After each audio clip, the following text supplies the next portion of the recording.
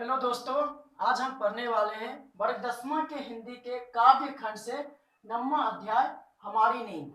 हमारे पाठ का नाम है हमारी नींद और इसके कवि कौन है तो बीरेन डंगवाल। हमारी नींद और इस कविता के कवि कौन है तो बीरेन डंगवाल। इनका जन्म कब हुआ तो 5 अगस्त 1947 ईस्वी को। कब हुआ इनका जन्म तो 5 अगस्त 1947 ईस्वी को। कहाँ पर तो टिहरी गढ़वाल जिले जो उत्तराखंड में है यानी उत्तरांचल में। आप जानते हैं टिहरी गढ़वाल जिला जहाँ से सुंदरलाल बहुगुणा जी ने चिपको आंदोलन शुरू किया था, तो टिहरी गढ़वाल उसके लिए बहुत ही प्रसिद्ध है। तो वहीं पर बीरेन डंगवाल जी का जन्म हुआ था। और यह जो हमारी नींद का कविता है यह किस काव्य संग्रह से लिया गया है तो जो दुष्चक्र में सृष्टा।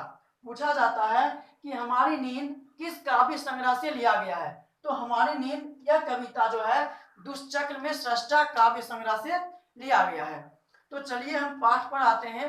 कविता के माध्यम से कवि क्या बताना चाहते हैं तो कहते हैं कवि हमारी नींद यानी मेरी नींद के दौरान कुछ इंच बढ़ गए पेड़, कुछ शुद्ध पौधे अंकुर ने अपने नाम मात्र कोमल सिंगों से धकेलना शुरू की बीज की फूली हुई छत भीतर से।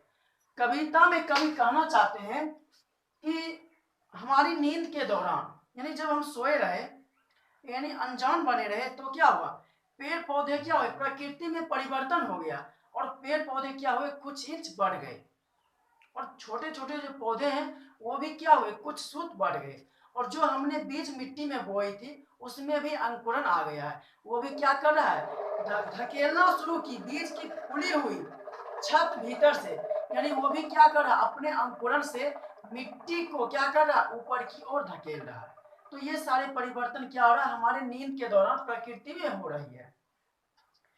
एक मक्खी का जीवन क्रम पूरा हुआ, कई शिशु पैदा हुए और उनमें से कई तो मारे भी गए दंगे आगजनी और बमबारी में। तो यहाँ पर कवि ने मक्खी का मानवीकरण करके मानव के बारे में बताया है कि एक मनुष्य का क्या हुआ है, जीवन क्रम पूरा हो चुका है और इनमें से क्या हुआ है, कई शिशु तो पैदा भी हुए और कई मारे भी गए उनमें दंगे और आगजनी में।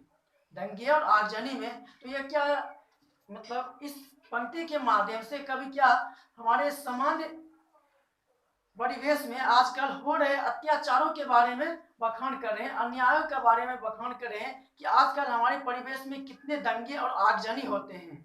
इसके बारे में कवि कह रहे हैं कि एक मक्खी का जीवन क्रम पूरा हुआ यानी एक मनुष्य का क्या हुआ, जीवन क्रम पूरा हुआ, उनमें से क्या हुए, कई पैदा हुए और कई पैदा होते मर गए तो कुछ क्या हुए, दंगे और आगजनी बमबारी में मारे गए।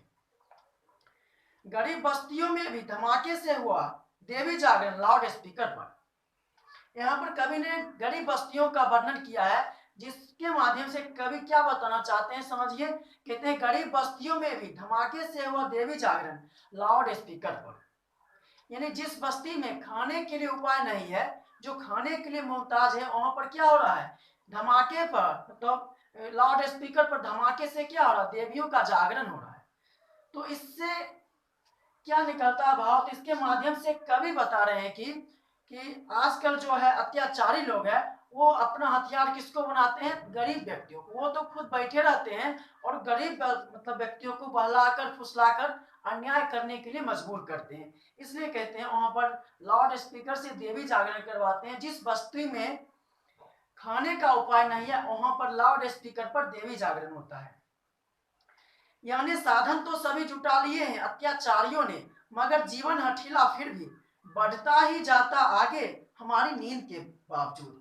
यानी साधन तो सभी जुटा लिए हैं अत्याचारियों ने, अत्याचार करने वाले जो हैं वो सभी प्रकार के साधन जुटा लिए हैं, मगर फिर भी वो कितना भी साधन जुटा ले मेरा जीवन ये हठीला है, हट कर बैठा है। वो क्या होता है, निरंतर आगे की ओर बढ़ता ही जाता है हमारे नींद के बावजूद। और लोग भी हैं, कई लोग हैं अभी भी जो भूले नहीं करना साफ और मजबूत इनका। और भी अभी भी वर्तमान परिवेश में भी कुछ ऐसे लोग हैं जो बार बार क्या करें, सिर्फ अन्याय ही कर रहे हैं। वो अभी तक अन्याय अत्याचार करना नहीं भूले हैं, इनको मतलब इनसे इनकार नहीं किए हैं। तो इस कविता के माध्यम से क्या बताना चाहते हैं हम कवि फिर से सुन लेते हैं।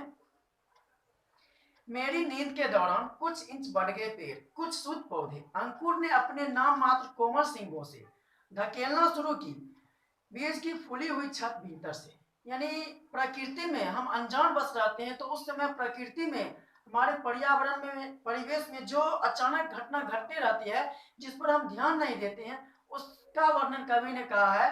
तो सुनिए, कहते हैं हमारी नींद के दौरान क्या हुए, कुछ इंच पेड़ बढ़ गए हैं, ये अनजान सा घटना है। और कुछ शुद्ध क्या हुए, पौधे बढ़ गए हैं। अंकुर ने अपने नाम मात्र कोमल सींगों से, और हमने जो बीज बोई थी, वो क्या हुआ है, अपने कोमल सींगों से, अंकुरन से क्या करा है, मिट्टी के छत को क्या करा है, ऊपर की ओर धक्का देकर बाहर आने के लिए तत्पर है। एक मक्खी का जीवन क्रम पूरा हुआ, कई शिशु पैदा हुए और उनमें से कई तो मारे भी गए, दंगे, आगजनी और बमबारी में। कवि कहते हैं कि एक मनुष्य का जीवन क्रम पूरा हुआ। मक्खी का बखान इस यहाँ पर मनुष्य के रूप में किया गया है कि एक मनुष्य का जीवन क्रम क्या हुआ है, पूरा हुआ है। उनमें से तो क्या हुए, कई जन्मे और मरे, और कुछ क्या हुए, बमबारी, आगजनी और विस्फोटों में क्या हुए, मारे गए।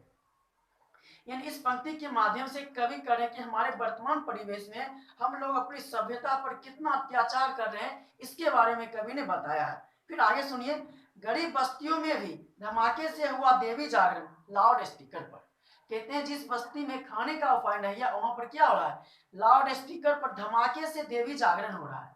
अर्थात उसे क्या कर रहा है, कोई बहला फुसला रहा है। यानी अत्याचारी लोग हैं, जो बड़े बड़े लोग हैं, वो क्या करते हैं, अपना हथियार गरीब लोगों को बनाते हैं और उन्हीं के माध्यम से अपना नीच काम करवाते हैं।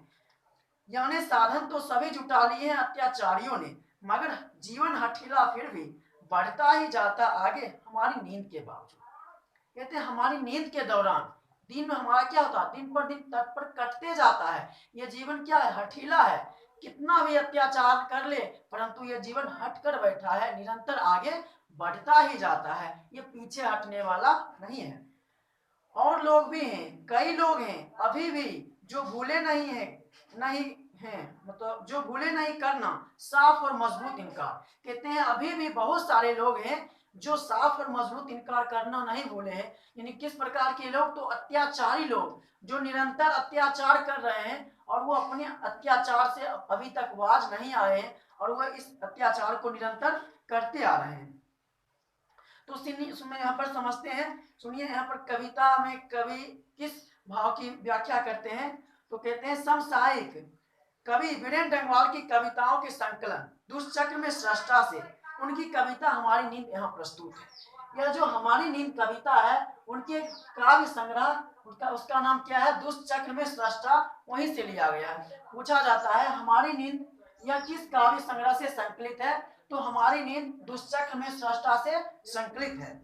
सुविधा भोगी आराम पसंद जीवन अथवा हमारी बेपरवाहियों के बाहर विपरीत परिस्थितियों में लगातार लड़ते हुए बढ़ते जाने वाला जीवन का चित्रण करती है यह कविता।